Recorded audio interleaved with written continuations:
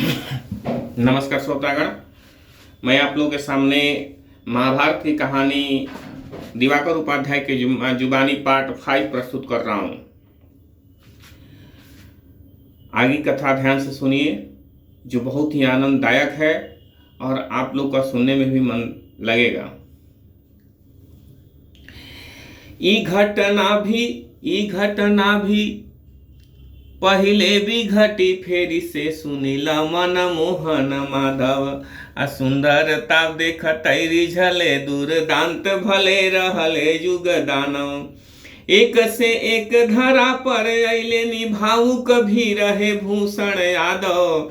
आ राक्षस ऐसन भैले जहाँ वही देश के मैं त साधारण मानव। कैसे न रिझे गुआली हथेली पसारी दही जब मांगत होब। नंद जसोदा लो भाईल हुई है खिजाई कभी जब भागत होब। निश्चय ही अपने जन खातिर मोहन माधव जागत होब। शत्रुन के अस लागत बाटत मित्रन के कस लागत होब। राम जी भी तोड़ल शिव चाप पुता कैले बड़ा भृगुनाथ झमेला। अछत्रिन के बयरी जग जाहिर लखन के देखले अलबेला। स्वर्ण घड़ा में भरा विष बाटई ई उपमा मन प्रीति कहेला। मोर गुरु रुझले रिझले सिंह सुघराई पर। मोर गुरु रिझले सुघराई पर आखिर मैं नहीं कर चेला। आई ब्रज भूमि न हो ब्रजनाथ यहाँ चली पाए न एक लबारी।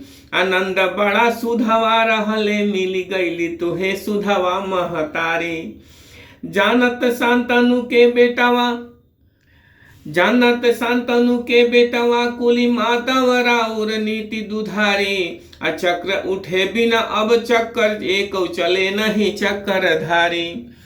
पारथ भागत भारत से पर आगी में घीव तू ही ढर कैला। अज्ञान बघारब का भैले हरि काही के मोह माया में भूलैला। कर्म का भोगत भोग परे तू हूँ फसल जनवो के फसैला। आ बाटी प्रतिज्ञा में कसौटी चढ़ी दुर्भाग्य तोहार की सामने अइला।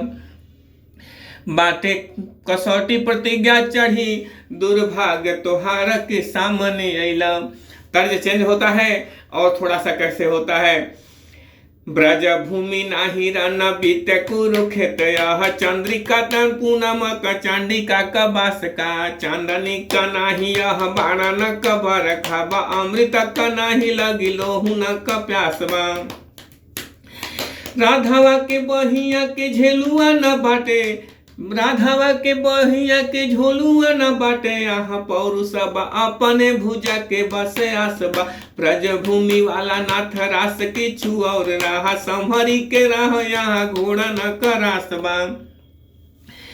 खाली तो है छल के बलबा हम के छल छीद मायावत नाही। गर्व गुमान हमार बढ़ा तोह के हम झूठ बतावत नाही।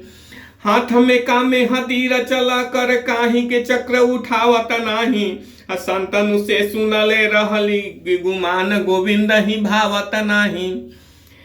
जानत तौ रहला रणभूमि में शांतनु के सुत सायक बोई। अंबर बैरिन के मरल तो है जबर शत्रु मिला नहीं कोई। लासन से कुरुखेत भरी हम तू द्रौपदी के भरा बटलोई। अवकाश चला ब्रज जे राधावा पगलाई के रोवत होई। लई अवकाश चला ब्रज में राधावा पगलाई के रोवत होई। कंस के जे हल से भगला रहले वरदान के हु तपसी का। गाय चरैल गुआलिन में पुछिया धैल कजरी धवरी का। मारी के मारी अभी तोह के पर नाही शराब में लेब सती का। वंश घटे वसुदेव का एक तू ही ले रुआ बचल देवकी का।